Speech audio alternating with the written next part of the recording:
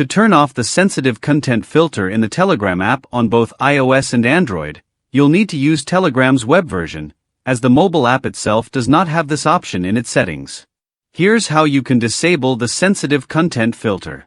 Since the Telegram mobile app doesn't have this option, use a web browser on your phone or computer. Type web.telegram.org in your browser's address bar and hit enter. This will take you to the Telegram web login page. You can either log in by entering your phone number or scanning a QR code using your mobile Telegram app. Follow the on-screen instructions to log in successfully. After logging in, click on the three horizontal lines, also known as the hamburger menu, in the top left corner of the screen. In the side menu, select Settings, and then scroll down to the Privacy and Security section. Scroll to the bottom of the Privacy and Security section until you find the Sensitive Content option. Check the box Sensitive Content option.